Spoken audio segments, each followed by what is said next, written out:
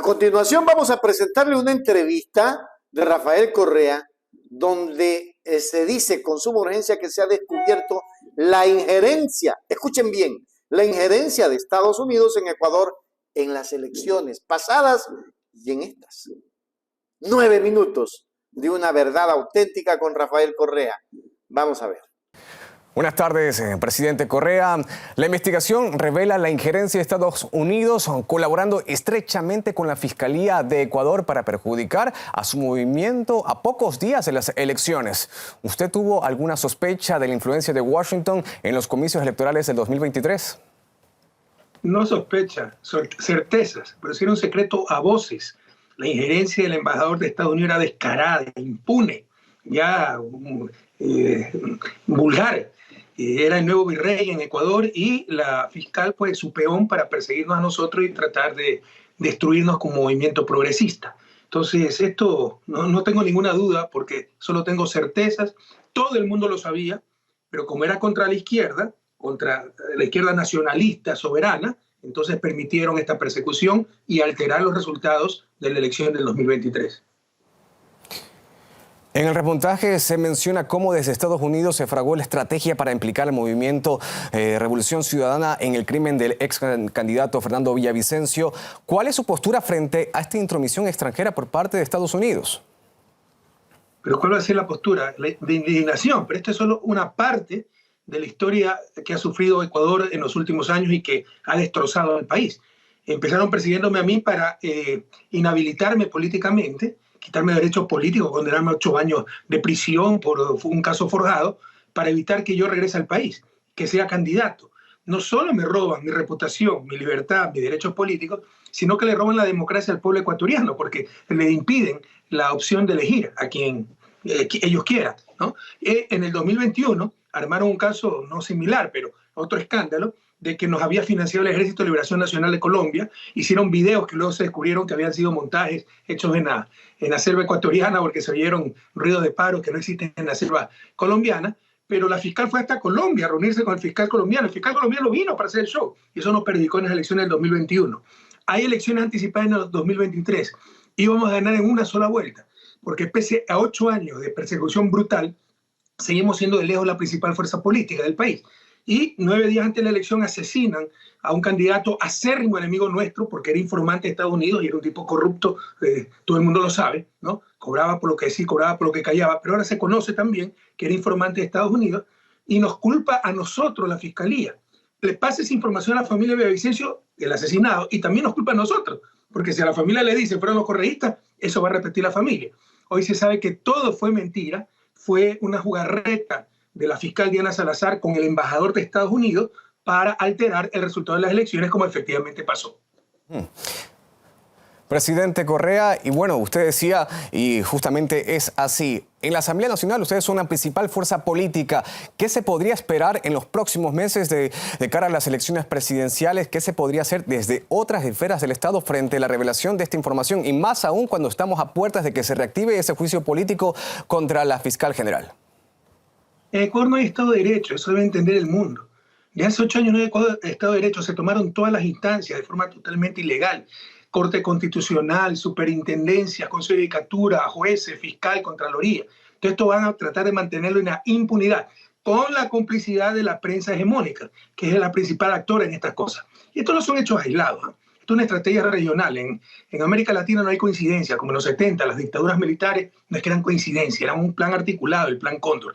Ahora es el lawfare, la judicialización de la política, la persecución por medios judiciales de líderes políticos que le son incómodos a Estados Unidos y tratar de lograr, aniquilando judicialmente a esa persona, lo que no logran en las urnas. Entonces no es una coincidencia, pero en el Ecuador no existe Estado de Derecho y pese a lo que hoy se conoce, pero siempre se supo que Diana Salazar es una corrupta, que juega un rol político, que es tan solo un peón de los Estados Unidos, que está vinculada al crimen organizado.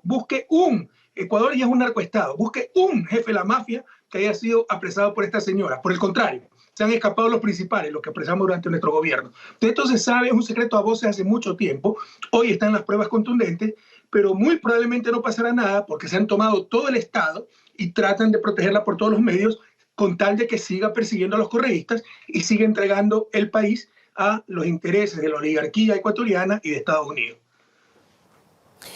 Y como lo decíamos, también hay este juicio político en contra de la fiscal general de Ecuador, Diana Salazar.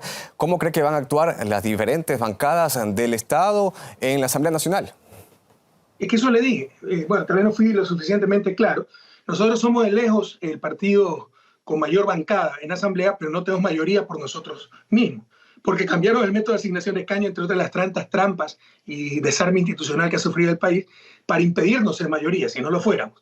Entonces, las demás fuerzas políticas, todas están contra nosotros. Y para que vea el grado de retroceso democrático, civilizatorio incluso que tenemos, antes de que se ejecute el juicio político, ya las dos principales fuerzas políticas después del correísmo, o Revolución Ciudadana, como quiera llamarlo, la gubernamental de Noboa y el Partido Social Cristiano, dos de las principales fuerzas, se han pronunciado públicamente diciendo que no van a condenar a Diana Salazar. ¿Cómo es posible que antes del juicio ya se comprometan a defenderla? Cuando no han visto las pruebas, cuando no se ha realizado el proceso. Eso demuestra el nivel al que nos han llevado a nivel democrático, a nivel de valores. O sea, en un juicio político, los asambleístas son los jueces. Tienen que esperar las pruebas, la exposición, la defensa, la acusación. No, ellos ya dijeron que no van a condenar a Diana Salazar. Entonces, contra eso estamos luchando, contra la barbarie. O sea, ya no hay razón, ya no hay verdad, solo hay intereses creados. El interés es tratar de aniquilar el progresismo en Ecuador y van a utilizar todos los medios para aquello.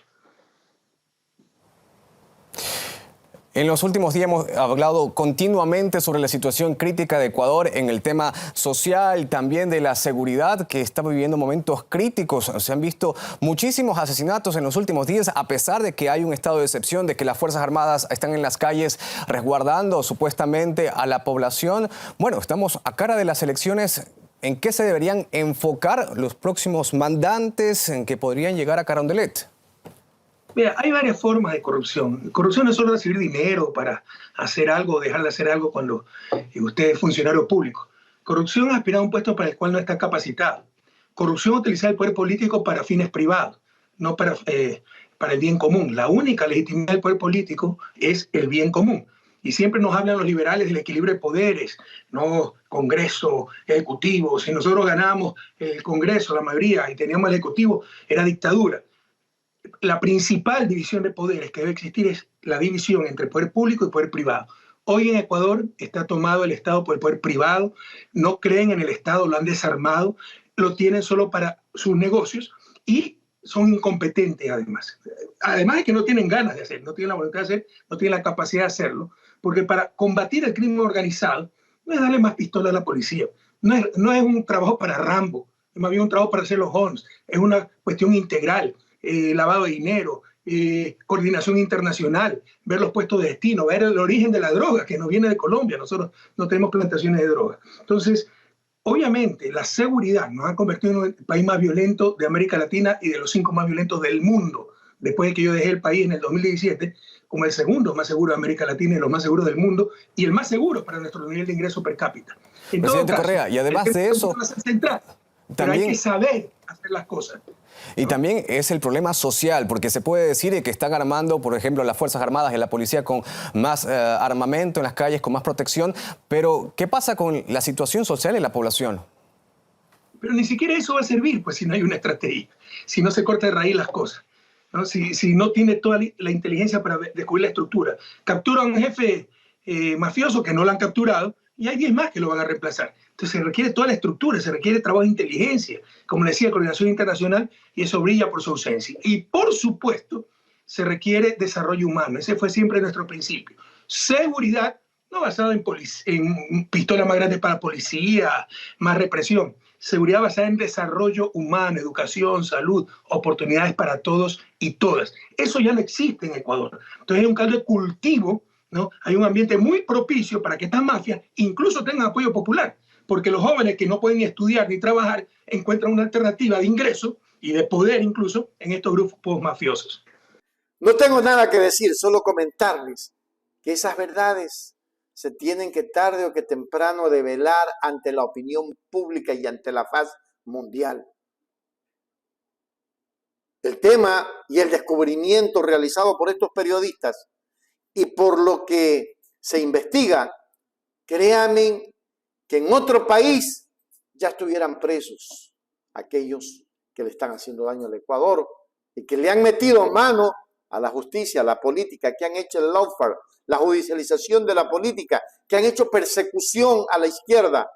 Ya basta.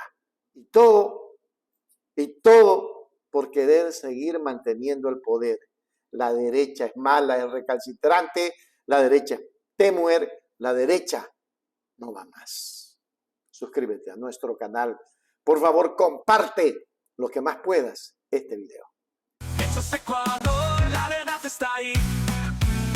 No te pierdas nada, cada día algo nuevo. Conéctate al canal y mantente informado. Siempre estamos aquí para darte lo mejor. Hechos Ecuador, claro, la verdad sin temor.